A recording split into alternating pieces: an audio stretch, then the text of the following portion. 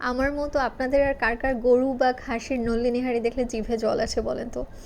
আমি আসলে এই খাবারটা যখন দেখি, হোক সেটা স্ট্রিট ফুড হিসাবে, হোক সেটা রেস্টুরেন্টে, হোক সেটা বাসায়, আমি আসলে নিজের জিভকে কন্ট্রোলই করতে পারি না, আর নিজের অ্যাপেটাইটকেও কন্ট্রোল করতে পারি না। আমি এটা এত বেশি পছন্দ করি যে আমি আমার বলতে লজ্জা লাগছে না যে আমি একসাথে কিন্তু নলি নেহারি ৩-৪টা অনায়াসে খেয়ে ফেলতে পারি। মানে এটা আমার এত পছন্দ।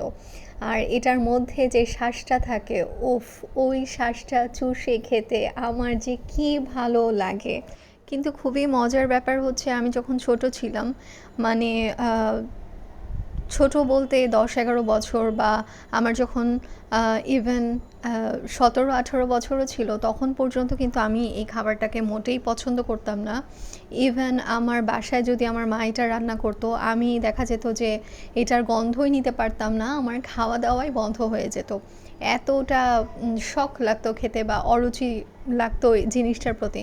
হঠাৎ করে ইউটিউবে দেখতে দেখতে, বা মোবাইলে এটার ওপর ব্লগিং দেখতে দেখতে, এইটার ওপর ফুড রিভিউ দেখতে দেখতে, এটা হঠাৎ করে আমার এই যে ওভার 3-4 ইয়ার্স খুব পছন্দ।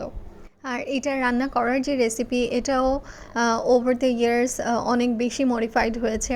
আমার ছোটোবেলায় মনে আছে, মা যখন রান্না করতো, অথবা পাশের বাসায় যখন রান্না করতো কুরবানির সময় ইউজুয়ালি, অথবা আমাদের বাড়িওয়ালা আন্টি যখন রান্না করতো, তো তখন কিন্তু এভাবে এত কষিয়ে, এত মশলাদার করে, এত কালারফুল করে এভাবে রান্না করা হতো না।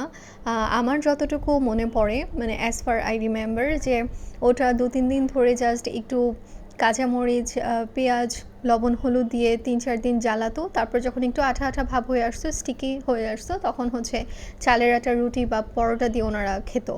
কিন্তু ইদানিং যেটা দেখছি, যে এখনের যে নিহারি, নলি নিহারি রান্না করার যে রেসিপিটা, এটা কিন্তু ওই ছোটোবেলার রেসিপি থেকে অনেক অনেক ডিফারেন্ট, অনেক বেশি ডিফারেন্ট।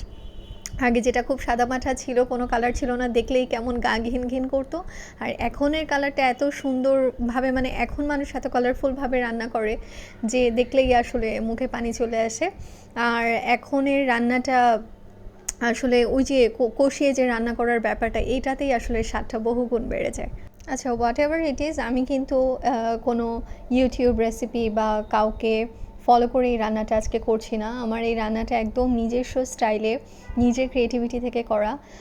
এই জন্য এখানে অনেক ভুলভাল থাকতে পারে, মানে স্টেপগুলো অনেক ভুলভাল হতে পারে, কিন্তু আমি চাচ্ছিলাম একদম নিজের, মানে নিজে চেষ্টা করে, নিজে অ্যাটেম্প্ট নিয়ে করা, যেহেতু এটা আমি ফার্স্ট টাইম রান্না করছি।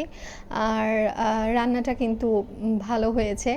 আর আমার হাজব্যান্ড সবসময় যেটা, আমি জানি না ও এটা মিথ্যা কমপ্লিমেন্ট দেয় কি আমাকে আমাকে মানে খুশি করার জন্য বলে, নাকি অনেস্টলি বলে, মন থেকে বলে, আমি জানি না, কিন্তু ও বলে যে আমার যেই ফার্স্ট অ্যাটেম্প্ট যেটাই হয়, মানে কুকিংয়ের ব্যাপারে, সবগুলোর আউটকাম নাকি খুবই ভালো হয়।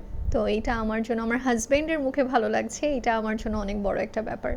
আচ্ছা, আমি না এই রান্নাটাতে একটু অল্প কোয়ান্টিটিতেই একটু আটা গুলিয়ে ইউজ করেছি গ্রেভিটাকে একটু থিক করার জন্য।